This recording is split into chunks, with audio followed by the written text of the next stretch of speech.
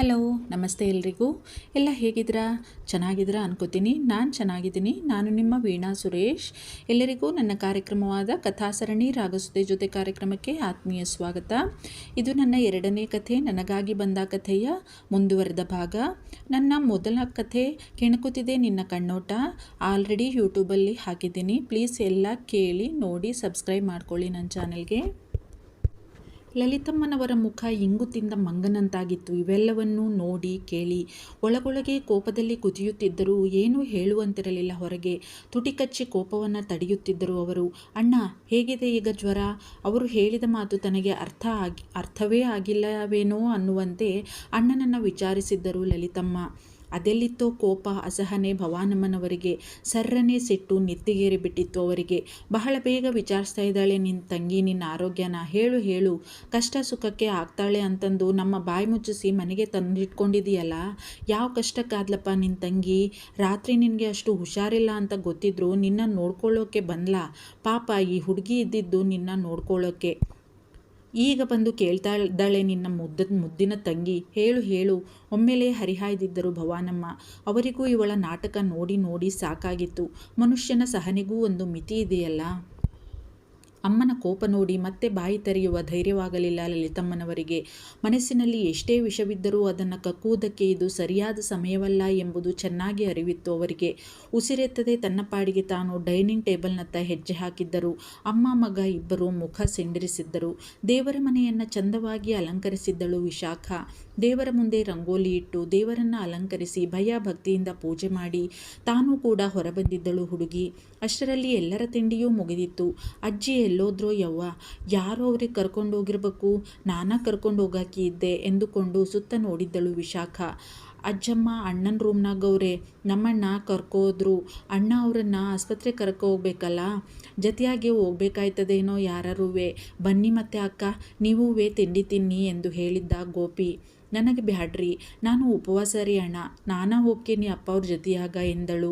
ಅಯ್ಯ, ಹಂಗಾದ್ರೂ ಹಾಲಾದ್ರೂ ಕುಡ್ಕೊಳ್ಳಿ. ಒಂದು ಲೋಟ ಹಾಲು ತಂದು ಕೊಟ್ಟಿದ್ದ. ಕುಡಿದು ಅತ್ತ ನಡೆದಿದ್ದಳು. ಮುದ್ಕಮ್ಮ, ಹೇಳು ನಿನ್ನ ಮಗನಿಗೆ. ಬೇಜಾನ್ ನಗರ ಆಯಿತು ನಿನ್ನ ಮಗಂದು. ಆವಾಗಿಂದ ಒಂದೇ ರಾಗ ಆಡಿಕೊಂಡು ಹಾಸ್ಪಿಟಲ್ ಬೇಡ, ನಾನು ಹುಷಾರಾಗಿದ್ದೀನಿ, ಬರೀ ಇದೇ ರಾಗ ಕೇಳಿ ಕೇಳಿ ಕಿವಿ ಬಿದ್ದೋಯ್ತು ನಂದು. ಅಂಕಲ್ ಹೇಳಿದ್ದಾರೆ ಒಂದ್ಸಲ ಚೆಕಪ್ ಮಾಡಿಸಿದ್ರೆ ಒಳ್ಳೆಯದು ಅಂತ. ಅವರು ಡಾಕ್ಟರಾ? ಇಲ್ಲ ನಿನ್ನ ಮಗನ. ಬೇರೆ ಮಾತಾಡಬೇಡ, ಸುಮ್ಮನೆ ನಕ್ರ ಮಾಡದೆ ಬೇಗ ರೆಡಿ ಆಗೋ ಕೇಳು. ಇಲ್ಲಾಂದರೆ ಹೆಂಗಿದಾರೋ ಹಾಗೆ ಹೊತ್ಕೊಂಡೋಗಿ ಕಾರಲ್ಲಿ ಕೂರಿಸ್ತೀನಿ ನಾನು. ನನಗೆ ತಲೆ ಕೆಟ್ಟರೆ. ಒಂದೇ ಸಮನೆ ಒದರಿದ್ದ ವಿಧಾನ್ ಕಾರ್ಯಪ್ಪನವರ ವರಾತ ಕೇಳಲಾಗದೆ. ನೋಡು ಮಗ, ವಿಧು ಹೇಳ್ತಿರೋದು ಸರಿಯಾಗಿದೆ. ಒಂದ್ಸಲ ಚೆಕಪ್ ಮಾಡಿಸಿದ್ರೆ ಒಳ್ಳೇದು ಕಣೋ, ನಮಗೂ ಸಮಾಧಾನ. ಏನು ನಿನ್ನ ಅಲ್ಲೇ ಇಟ್ಕೋತಾರಾ? ಸುಮ್ಮನೆ ಒಪ್ಕೋ, ಇಲ್ಲಾಂದರೆ ಈ ನಿನ್ನ ಮಗ ಹೇಳ್ದಂಗೆ ಮಾಡೋ ಅಸಾಮಿನೇ ಹೇಳಿದ್ದರು ತನ್ನ ಮಗನಿಗೆ ಭವಾನಮ್ಮ. ಒಂದು ಮಾತನಾಡದೆ ಕಬೋರ್ಡ್ ಹತ್ತಿರ ಬಂದು ತಮ್ಮ ಡ್ರೆಸ್ ತೆಗೆತೊಡಗಿದ್ದರು ಕಾರ್ಯಪ್ಪನವರು. ತಮ್ಮ ಯಾವ ಮಾತು ನಡೆಯಲ್ಲ ಅವರ ಮುಂದೆ ಎಂಬುದು ಅರ್ಥವಾಗಿತ್ತು ಅವರಿಗೆ. ಈಗ ಸಮಾಧಾನ ಆಯ್ತೇನಪ್ಪ ದೊರೆ. ನೋಡು ನನ್ನ ಮಗ ನಾನು ಹೇಳಿದ್ನ ಚಾಚೂ ತಪ್ಪದೆ ಕೇಳ್ತಾನೆ. ಮೊಮ್ಮಗ ಅಂತ ನೀನು ಇದೀಯಾ? ನಾನು ಹೇಳಿದ ಒಂದು ಮಾತಾದರೂ ಕೇಳ್ತೀಯಾ ನೀನು? ಹ್ಞೂ ಇಲ್ವೇ ಇಲ್ಲ. ಮೊಮ್ಮಗನನ್ನು ತರಾಟೆಗೆ ತೆಗೆದುಕೊಂಡಿದ್ದರು. ಸಿಕ್ಕಿದ್ದೇ ಚಾನ್ಸ್ ಎಂದುಕೊಂಡು ಭವಾನಮ್ಮ. ಹೌದೌದು ಮುದುಕಮ್ಮ, ನಿನ್ನ ಮಗ ಮಹಾ ಮಾತೃವಾಕ್ಯ ಪರಿಪಾಲಕ. ಅದು ಸರಿ, ನಾನು ಯಾವಾಗ ನಿನ್ನ ಮಾತನ್ನ ಕೇಳಿಲ್ಲ ಅನ್ನೋದು ನೀನು? ಸುಳ್ಳೆ ಏನೇನೋ ಹೇಳ್ಬೇಡ ಮುದುಕಮ್ಮ, ನಂಗವೆಲ್ಲ ಸರಿ ಬರೋಕ್ಕಿಲ್ಲ ನೋಡು. ಮತ್ತೆ ನಿನ್ನ ಜೊತೆ ಮಾತೇ ಆಡಲ್ಲ ನಾನು. ಯಾವಾಗ ಕೇಳಿಲ್ಲ ಅಂತ ಕೇಳ್ತಿದ್ದೀಯಾ? ಯಾವಾಗ ಕೇಳಿದೀಯಾ ಅಂತ ಹೇಳು ನೋಡೋಣ. ಮತ್ತೆ ತಾವೂ ಬಿಡದೆ ಮೊಮ್ಮಗನ ಜೊತೆ ವಾಗ್ವಾದ ಕೇಳಿದ್ದರು ಭವಾನಮ್ಮ. ಕೋಳಿ ಜಗಳ ಶುರು ಮಾಡಿದ್ದರು ಅಜ್ಜಿ ಮೊಮ್ಮಗ. ನೋಡಿ ಕಣ್ತುಂಬಿಕೊಂಡರು ಕಾರ್ಯಪ್ಪ. ಅವರಿಗೆ ಇವೆಲ್ಲವನ್ನೂ ನೋಡಲು ಸಿಗುತ್ತಿರಲಿಲ್ಲವಲ್ಲ ದಿನವೂ. ಗೋಪಿಯೇ ಬಂದು ಅವರಿಗೆ ವರದಿ ಒಪ್ಪಿಸುತ್ತಿದ್ದ. ಆದರೆ ಇಂದು ಎಲ್ಲವನ್ನೂ ಕಣ್ಣಾರೆ ಕಂಡು ಸಂತೋಷದಿಂದ ಕಣ್ಣೀರು ಬಂದಿತ್ತು ಅವರಿಗೆ. ಮಗನ ಈ ರೂಪ ತೀರಾ ಹೊಸದು ಅವರಿಗೆ. ಚಿಕ್ಕವನಿದ್ದಾಗ ಅವನ ತುಂಟಾಟ ನೋಡಿದ್ದು ಬಿಟ್ಟರೆ ಆನಂತರ ಅವನಿಗೆ ವಯಸ್ಸಿಗೆ ಮೀರಿದ ಗಂಭೀರತೆ ಮೂಡಿತ್ತು. ತರಲೆ, ತುಂಟಾಟ ಎಲ್ಲವೂ ಕಡಿಮೆ ಮಾಡಿಬಿಟ್ಟಿದ್ದ. ಅದೊಂದು ಘಟನೆ ಅವನಿಗೆ ಮರೆಯಲಾಗದ ಆಘಾತ ಉಂಟು ಮಾಡಿತ್ತು. ಇಂದಿಗೂ ಅವನಿಂದ ಅದನ್ನು ಮರೆಯತ್ತು ಜೀವನದಲ್ಲಿ ಮುಂದೆ ಸಾಗಲು ಸಾಧ್ಯವೇ ಆಗಿಲ್ಲ. ನಿಟ್ಟುಸಿರು ಬಿಟ್ಟಿದ್ದರು ಕಾರ್ಯಪ್ಪನವರು. ಅದೇ ಸಮಯಕ್ಕೆ ವಿಶಾಖ ಬಂದಿದ್ದಳು ಕಾರ್ಯಪ್ಪನವರ ರೂಮಿನ ಒಳಗೆ. ವಿಧಾನ್ನ ಹುಸಿಮುನಿಸು, ಅಜ್ಜಿಯ ಜೊತೆಗಿನ ಅವನ ಚೇಷ್ಟೆ ಎಲ್ಲವನ್ನೂ ಬಿಟ್ಟ ಕಣ್ಣು ಬಿಟ್ಟಂತೆ ನೋಡುತ್ತಾ ನಿಂತು ಬಿಟ್ಟಿದ್ದಳು ಅತ್ತ ಬರದೆ. ಮೂವರಿಗೂ ಅವಳ ಆಗಮನದ ಅರಿವಿರಲಿಲ್ಲ.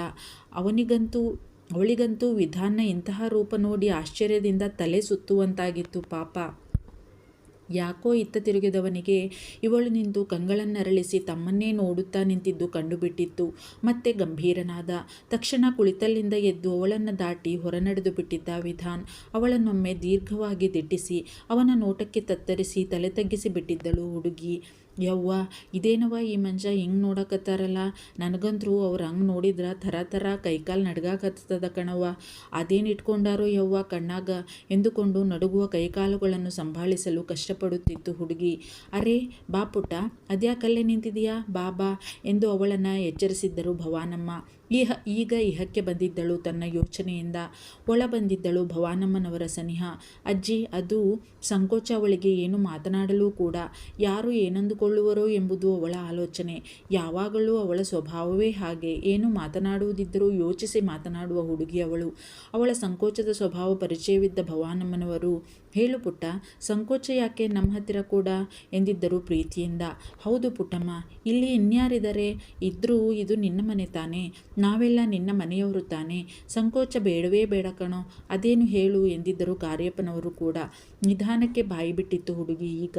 ಅಜ್ಜಿ, ಗೋಪಿ ಅಣ್ಣ ಹೇಳಕತ್ತಿದ್ರು ರೀ, ಅಪ್ಪ ಅವ್ರೀಗ ದವಾಖಾನಿಗೆ ಕರ್ಕೊಂಡು ಹೋಗ್ತಾರ, ಅವ್ರ ಜೊತಿನಾಗ ಒಬ್ಬರು ಹೋಗ್ಬೇಕಾಗ್ತೈತೇನೋ ಅಂತಂದು ಎಂದು ಅವರ ಮುಖವನ್ನೇ ನೋಡಿದ್ದಳು ವಿಶಾಖ.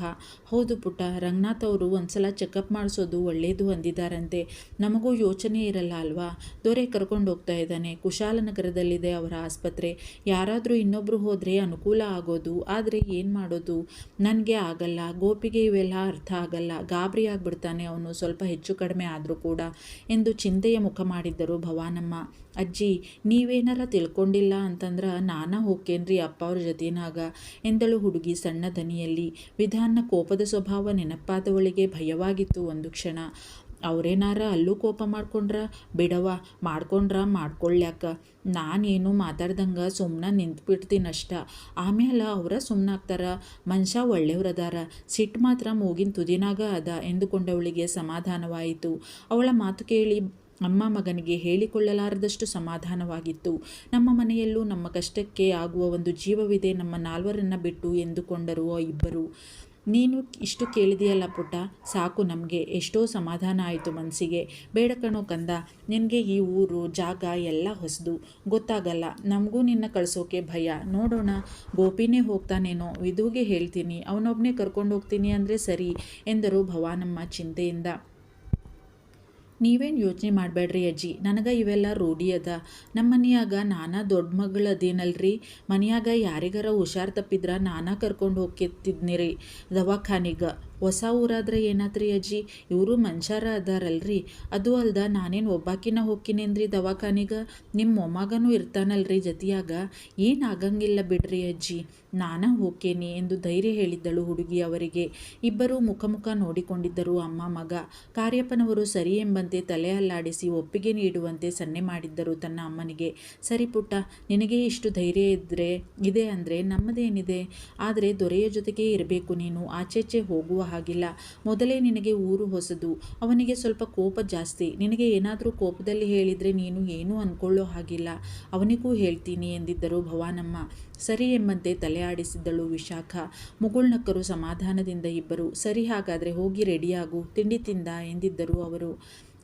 ಎಲ್ಲಿ ತಿಂಡಿ ಅಜ್ಜಮ್ಮ, ಅದೇನೋ ಉಪವಾಸ ಅಂತೆ ಈ ಒಕ್ಕಂದು, ಇವತ್ತು ತಿಂಡಿ ಬೇಡ ಅಂದ್ಬಿಟ್ಟು ಬಂದವ್ರೆ. ನಾನೇಯ ಬುಡ್ದಂಗೆ ಒಂದು ಲೋಟ ಹಾಲು ಕೊಟ್ಟಿವ್ನಿ, ಹಾಗೆಲ್ಲವ ಉಪವಾಸ ಇರಬಾರ್ದು ಅಂತವ ಎನ್ನುತ್ತಾ ಒಳ ಬಂದಿದ್ದ ಗೋಪಿ. ಹೌದಾ ಪುಟ್ಟ, ಮತ್ತೆ ಹೆಂಗೆ ಹೋಗ್ತೀಯಾ, ಉಪವಾಸ ಇದ್ದು ಅಷ್ಟು ದೂರ, ಸುಸ್ತಾಗುತ್ತೆ ಕಣಮ್ಮ.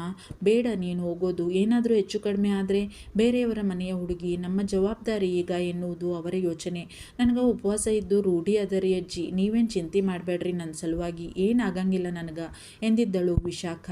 ಹುಡುಗಿ ತಾವೇನೇ ಹೇಳಿದರೂ ಕೇಳುವವಳಲ್ಲ ಎಂದು ಅರಿವಾಗಿ, ಹಾಗಾದರೆ ಹಣ್ಣುಗಳನ್ನಾದರೂ ಏನಾದರೂ ತಿಂದು ಹೋಗು, ಹಾಗೆ ಬ್ಯಾಗಲ್ಲಿ ಹಣ್ಣುಗಳನ್ನು ಇಟ್ಕೊಂಡು ಹೋಗು, ಇವನಿಗೂ ಬೇಕಾದರೆ ಆಗುತ್ತೆ, ನೀನು ಮರೀದೆ ತಿಂತಾ ಇರು ಆವಾಗ ಎಂದು ಗೋಪಿಯ ಕಡೆ ನೋಡಿದ್ದರು ಭವಾನಮ್ಮ. ಅವರ ಮಾತಿನ ಅರ್ಥ ತಿಳಿದು ಅಡುಗೆ ಮನೆಯತ್ತ ನಡೆದಿದ್ದ ಗೋಪಿ ಹಣ್ಣುಗಳನ್ನು ತರಲು ಅವನ ಹಿಂದೆಯೇ ತಾನೂ ಹೊರಟಿದ್ದಳು ವಿಶಾಖ. ವಿಧಾನ್ ತಾನು ಸರಸರನೆ ಬಟ್ಟೆ ಬದಲಾಯಿಸಿ ಕೆಳಗಿಳಿದು ಬಂದಿದ್ದ.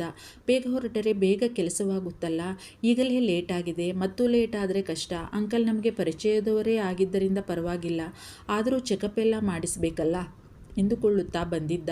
ಕಾರ್ಯಪ್ಪನವರು ಕೂಡ ಹೊರಬಂದಿದ್ದರು. ಅವರನ್ನು ಕಾರ್ ಹತ್ತಿರ ಕರೆದುಕೊಂಡು ನಡೆದಿದ್ದ ವಿಧಾನ್. ವೀಲ್ ಚೇರ್ ತಳ್ಳಿಕೊಂಡು ಕಾರ್ ಡೋರ್ ತೆಗೆದು ನಿಧಾನಕ್ಕೆ ಅವರನ್ನು ಮುಂದಿನ ಸೀಟಿನಲ್ಲಿ ಕೂರಿಸಿ ಬಾಗಿಲು ಹಾಕಿದ್ದ. ತಾನು ಡ್ರೈವರ್ ಸೀಟಿನಲ್ಲಿ ಕುಳಿತು ಸೀಟ್ ಬೆಲ್ಟ್ ಹಾಕಿಕೊಳ್ಳುತ್ತಿದ್ದ ವಿಧಾನ್. ತಲೆ ಸ್ವಲ್ಪ ಎತ್ತಿದವನಿಗೆ ಸೈಡ್ ಮಿರರಲ್ಲಿ ಕಂಡಿತ್ತು. ಹುಡುಗಿ ಬರ್ತಾ ಇದ್ದಾಳೆ ಗೋಪಿಯ ಜೊತೆಗೆ, ಸೀರೆಯಲ್ಲಿಯೇ ಇದ್ದಾಳೆ ಇನ್ನೂ ಕೂಡ. ಇವಳು ಯಾಕೆ ಬರ್ತಾ ಇದ್ದಾಳೆ? ಅಪ್ಪಾಜಿಯನ್ನು ಮಾತಾಡಿಸಿ ಹೋಗೋದಕ್ಕೆ ಇರಬೇಕು ಎಂದುಕೊಂಡ. ಬಂದು ಕಾರಿನ ಹಿಂಬದಿಯ ಬಾಗಿಲು ತೆಗೆದು ಕುಳಿತಿದ್ದಳು ವಿಶಾಖ. ಆಶ್ಚರ್ಯದಿಂದ ಕಣ್ಣರಳಿಸಿದ ವಿಧಾನ್ ಕುಳಿತಲ್ಲಿಯೇ, ಪುಟ್ಟಮ್ಮ ಬಂದ, ಸರಿ ಇನ್ನು ಹೊರಡಬಹುದೇನೋ ಎಂದಿದ್ದರು ಕಾರ್ಯಪ್ಪನವರು. ಓ, ಹಾಗಾದರೆ ಇವರಿಗೆ ಗೊತ್ತಿತ್ತು ಈ ಹುಡುಗಿ ಬರೋದು ನಮ್ಮ ಜೊತೆಗೆ ಎಂದುಕೊಂಡ ವಿಧಾನ್. ಅಷ್ಟರಲ್ಲಿಯೇ ಅವನ ಮುದುಕಮ್ಮ ಕಾಲ್ ಮಾಡಿದ್ದರು. ಪಿಕ್ ಮಾಡಿ ಕಿವಿಯ ಬಳಿ ಹಿಡಿದ. ನೋಡು ದೊರೆ, ನಿನ್ನ ಜೊತೆ ಪುಟ್ಟಿ ಕೂಡ ಬರ್ತಾ ಇದ್ದಾಳೆ. ಒಬ್ಬನೇ ಆಗ್ತೀಯಾ ಅಂತ ಚಿಂತೆ ಮಾಡ್ತಿದ್ದಾಗ ಪಾಪ ಅವಳೇ ನಾನು ಹೋಗ್ತೀನಿ ಅಂದಿದ್ದು. ನಿನ್ನ ಕೋಪ ತಾಪನೆಲ್ಲ ಅವಳ ಮುಂದೆ ತೋರಿಸಬೇಡ ಕಣೋ, ಪಾಪದ ಕೂಸು ಅದು ಎಂದಿದ್ದರು ಭವಾನಮ್ಮ. ಒಂದೇ ಒಂದು ಮಾತು ಕೂಡ ಆಡದೆ ಕಾಲ್ ಕಟ್ ಮಾಡಿ ಕಾರ್ ಸ್ಟಾರ್ಟ್ ಮಾಡಿದ್ದ ವಿಧಾನ್. ಮಲ್ಟಿ ಸ್ಪೆಷಾಲಿಟಿ ಹಾಸ್ಪಿಟಲ್ ಅದು, ಬಹುಮಹಡಿಯ ಕಟ್ಟಡ. ಕಾರ್ಯಪ್ಪನವರನ್ನು ಒಳಗೆ ಕರೆದೊಯ್ದಿದ್ದರು, ಏನೋ ಚೆಕಪ್ಗೆ ಎಂದು. ಹೊರಗಡೆ ಅಲ್ಲಿ ಕುಳಿತುಕೊಳ್ಳಲೆಂದು ಇದ್ದ ಚೇರ್ ಮೇಲೆ ಕುಳಿತಿದ್ದಳು ವಿಶಾಖ, ತಲೆ ಕೂಡ ಎತ್ತುವ ಸಾಹಸ ಮಾಡದೆ. ವಿಧಾನ್ ತನ್ನ ಪ್ಯಾಂಟಿನ ಎರಡೂ ಜೇಬಿನಲ್ಲಿ ಕೈ ತೂರಿಸಿ ಅತ್ತಿಂದಿತ್ತ ತಿರುಗುತ್ತಿದ್ದ. ಒಂದು ಸಲ ತಲೆ ಎತ್ತಿ ಹೊರಗಡೆ ದೃಷ್ಟಿ ಹಾಯಿಸಿದ ವಿಶಾಖ ಅಲ್ಲಿಗೆ ಬರುತ್ತಿದ್ದವರನ್ನು ನೋಡಿ ಭಯದಿಂದ ಗಡಗಡನೆ ನಡುಗಿಬಿಟ್ಟಿದ್ದಳು. ಕಾಶಿ, ಅವಳ ಸೋದರ ಮಾವ. ಯಾರಿಗೆ ಹೆದರಿ ಅವನಿಂದ ತಪ್ಪಿಸಿಕೊಂಡು ದೂರ ಬಂದಿದ್ದಳೋ ಅವನೇ. ಇನ್ನೊಂದು ಸಲ ನೋಡಿದಳು, ಅನುಮಾನವೇ ಇಲ್ಲ, ಅವನೇ. ಥರಥರನೆ ನಡುಗಿದವಳು ಸರ್ರನೆ ಎದ್ದು ತನ್ನೆದುರು ನಿಂತಿದ್ದವನ ಪಕ್ಕ ಬಂದು ಅವನ ಕೈಗಳನ್ನು ಗಟ್ಟಿಯಾಗಿ ಹಿಡಿದು ಅವನ ಒಂದು ಭಾಗದ ಎದೆಗೆ ಒರಗಿದಂತೆ ನಿಂತು ಬಿಟ್ಟಿದ್ದಳು ಹುಡುಗಿ. ವಿಧಾನ್ ಒಂದು ಕ್ಷಣ ಸ್ತಬ್ಧನಾಗಿ ಬಿಟ್ಟಿದ್ದ. ತನ್ನೆದೆಗೆ ಒರಗಿದವಳ ಚರ್ಯೆಗೆ ಸಣ್ಣದಾಗಿ ಕಂಪಿಸಿದ್ದ ಅವನು. ಯಾಕೆ, ಏನಾಯಿತು ಈ ಹುಡುಗಿಗೆ ಎಂದುಕೊಂಡವನು ಅವಳಿಂದ ದೂರ ಸರಿಯಲು ನೋಡಿದ್ದ. ಅವನೆದೆಗೆ ಮತ್ತೂ ಒರಗಿತ್ತು ಹುಡುಗಿ ತನ್ನ ತಲೆ ಹುದುಗಿಸಿ. ಇವನ ಪರಿಸ್ಥಿತಿ ಇವನಿಗಷ್ಟೇ ಗೊತ್ತು. ಮೊದಲೇ ಈ ಹುಡುಗಿಯ ಸನಿಹ ಅವನನ್ನು ವಿಚಲಿತನನ್ನಾಗಿ ಮಾಡಿಬಿಡುತ್ತಿತ್ತು. ಇನ್ನು ಈಗ ತನ್ನ ಎದೆಗೆ ಒರಗಿಬಿಟ್ಟಿದೆ ಹುಡುಗಿ. ಹೇಗಾಗಿರಬೇಡ ಅವನ ಪರಿಸ್ಥಿತಿ? ಏನು ಮಾಡಬೇಕೆಂದೇ ತಿಳಿಯಲಿಲ್ಲ ಅವನಿಗೆ ಆ ಕ್ಷಣ. ಯಾಕೆ ಯಾಕೆ ಏನಾಯಿತು? ತನ್ನ ನಡುಗುವ ಧ್ವನಿಯನ್ನು ಸಂಭಾಳಿಸಲು ಹರಸಾಹಸ ಪಡುತ್ತಾ ಇಷ್ಟು ಮಾತ್ರ ಕೇಳಲು ಶಕ್ತನಾಗಿದ್ದ ಅವನು. ಸರ, ಅದು ಅಲ್ಲಿ ಅವರದಾರ, ನನಗೆ ಭಾಳ ಹೆದರಿಕೆ ಆಗಕತ್ತದ್ರಿ. ಸಣ್ಣದಾಗಿ ನಡುಗುತ್ತಿತ್ತು ಹುಡುಗಿ ಭಯದಿಂದ. ಮಾತುಗಳು ಸರಾಗವಾಗಿ ಹೊರಬರುತ್ತಿರಲಿಲ್ಲ ಅವಳಿಗೆ. ಹುಡುಗಿ ಹೆದರಿದಾಳೆ ಯಾರನ್ನೋ ನೋಡಿ. ಇದು ಅರ್ಥವಾಗಿತ್ತು ವಿಧಾನ್ಗೆ. ಸುತ್ತಲೂ ನೋಡಿದ್ದ, ಕಣ್ಣು ಸಂಕುಚಿಸಿ. ಅನುಮಾನಾಸ್ಪದ ವ್ಯಕ್ತಿಗಳು ಯಾರೂ ಕಾಣಲಿಲ್ಲ ಅವನಿಗೆ. ತನ್ನೆದೆಗೆ ಮತ್ತು ಗಟ್ಟಿಯಾಗಿ ಮುಖ ಒತ್ತುತ್ತಿದ್ದವಳ ಹೆಗಲ ಸುತ್ತ ತನ್ನ ಕೈಗಳನ್ನು ಬಳಸಿ ಹಿಡಿದು, ಶು ನೋಡು ಶಾಖ, ಏನೂ ಆಗಲ್ಲ, ನಾನಿದ್ದೀನಲ್ಲ, ನಿನಗೇನು ಆಗೋದಕ್ಕೆ ನಾನು ಬಿಡಲ್ಲ. ನೋಡಮ್ಮ ಶಾಖ, ಇಲ್ಲೋಡು, ಸಮಾಧಾನ ಮಾಡ್ಕೋ. ಯಾಕಷ್ಟು ಭಯ ನಾನಿರೋವಾಗ? ಹಾಂ, ಮೃದುವಾಗಿ ಹೇಳುತ್ತಿದ್ದ ತನ್ನೆದೆಗೆ ಹೊರಗಿದ್ದವಳ ತಲೆ ಸವರುತ್ತಾ. ಭಯದಿಂದ ಸಣ್ಣದಾಗಿ ನಡುಗುತ್ತಿದ್ದಳು ವಿಶಾಖ. ಒಮ್ಮೆ ಸುತ್ತಲೂ ಕಣ್ಣಾಡಿಸಿದ ವಿಧಾನ್. ಇಲ್ನೋಡು ಶಾಖ, ಯಾರೂ ಇಲ್ಲ ಇಲ್ಲಿ. ಹೋಗಲಿ, ಯಾರನ್ನು ನೋಡಿ ನೀನು ಇಷ್ಟೊಂದು ಭಯಪಡ್ತಾ ಇದೀಯಾ ಹೇಳು? ನಾನಿದ್ದೀನಲ್ಲ, ನಾನವರನ್ನು ನಿಭಾಯಿಸ್ತೀನಿ. ಹೇಳಮ್ಮ ಶಾಖ, ಇಲ್ನೋಡು, ನೋಡಿ ಹೇಳು, ಯಾರವರು? ನೀನು ಹೀಗೆ ಮುಖ ಮುಚ್ಕೊಂಡು ಭಯಪಟ್ಟರೆ ನನಗೇನು ಗೊತ್ತಾಗುತ್ತೆ ಹೇಳು? ಹೇಳಿದ್ದೆ ತಾನೇ ನಾನೇನಾದರೂ ಮಾಡೋಕ್ಕಾಗೋದು ಎಂದಿದ್ದ ತನ್ನಿಂದ ಸಾಧ್ಯವಾದಷ್ಟು ಧ್ವನಿಯನ್ನು ತಗ್ಗಿಸಿ ಆದಷ್ಟು ಮೃದುವಾಗಿ. ಹುಡುಗಿ ಮೊದಲೇ ಹೆದರಿ ನಡುಗ್ತಾ ಇದ್ದಾಳೆ. ತನ್ನ ಧ್ವನಿಯನ್ನು ಕೇಳಿ ಇನ್ನೂ ಹೆದರಬಹುದು. ಇದು ಅವನ ಭಯ. ಅವಳಂತೂ ಅವನದೆಯ ಬೆಚ್ಚಗಿನ ಆಸರೆಯನ್ನು ಬಿಟ್ಟು ಆಚೆ ಬರುವ ಮನಸ್ಸು ಮಾಡಲಿಲ್ಲ. ಅಷ್ಟು ಭಯಪಟ್ಟಿದ್ದಳು ಹುಡುಗಿ. ಇಲ್ಲ ಎಂಬಂತೆ ಅವನ ಎದೆಗೂಡಿನಲ್ಲಿ ಹುದುಗಿಯೇ ತಲೆ ಆಡಿಸಿದ್ದಳು ವಿಶಾಖ. ಮೊದಲೇ ಅವಳ ಸನಿಹ, ಸ್ಪರ್ಶ, ಅಪ್ಪುಗೆ ಎಲ್ಲವುಗಳಿಂದ ಅರಿಯದ ಭಾವನೆಗಳಿಂದ ತತ್ತರಿಸಿದ್ದ ವಿಧಾನ್ ಇನ್ನು ತನ್ನಿಂದ ಸಾಧ್ಯವಿಲ್ಲ ಎನಿಸಿ ಅವಳ ಮುಖವನ್ನು ತನ್ನ ಎದೆಯಿಂದ ಎರಡೂ ಕೈಗಳಿಂದ ಮೇಲೆತ್ತಿ ಬೊಗಸೆಯಲ್ಲಿ ಹಿಡಿದಿದ್ದ.